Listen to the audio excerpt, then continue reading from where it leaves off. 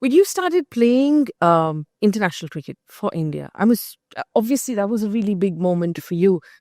But it's also, I mean, it's so high octane, right? There's money, there's fame. You're in the same room with all of these greats. What was that like?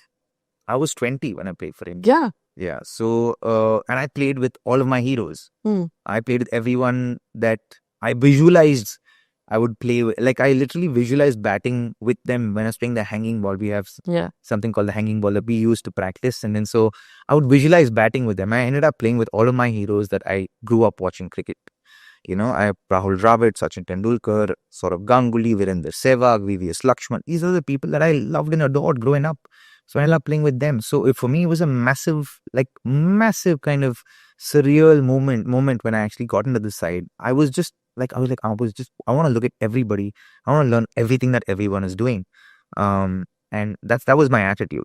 I got an opportunity in my first game. I scored a lot of runs.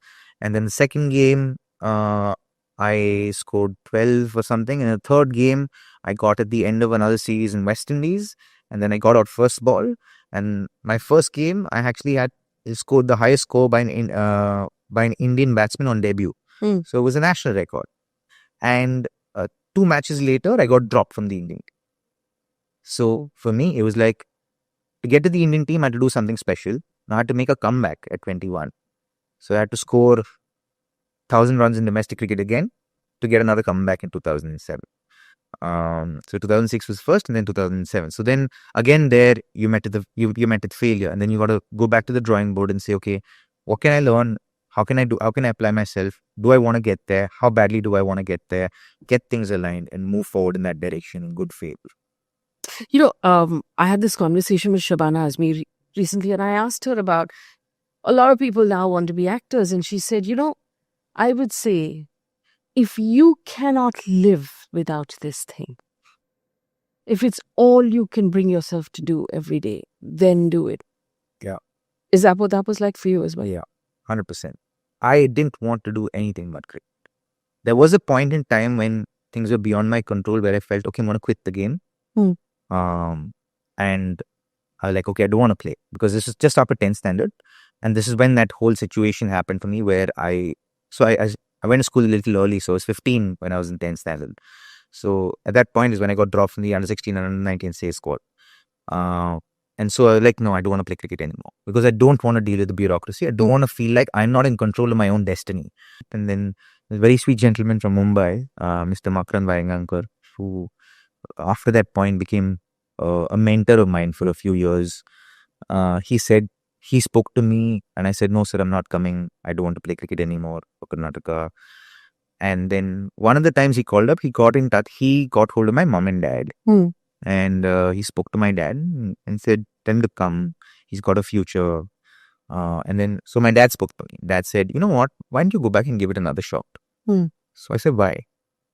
He says, if not for everything you've done so far in your career, because you've progressed quite a bit, at least for the talent and the ability that God's blessed you with, just go and give it another shot. Yeah. So I said, okay. Dad's telling me this. And then when he said if at least go back for the talent that God's blessed you with, I was like, yeah, I have to go back now. So I went back and then I joined the academy. And in that camp itself, which was like a 28-day camp, I lost about 13-14 kilos. I just went on a mad diet that I made for myself. I thought I'd lose weight. And then I lost a lot of weight. I grew taller. And then suddenly opportunities came along. And then Maxo would guide me a little bit. Taught me a lot of wonderful things that I still hold true today as a player when I play around the world. And tell me some of those things. My visualization is a big part of it. My conscious breathing, or people call it meditation. So for me, it's about just being conscious about my breath and staying in the present. The exercises of just staying in the present. Those are things that my pre-match routines that I will hold dear to and hold fast to till the day I stop playing cricket.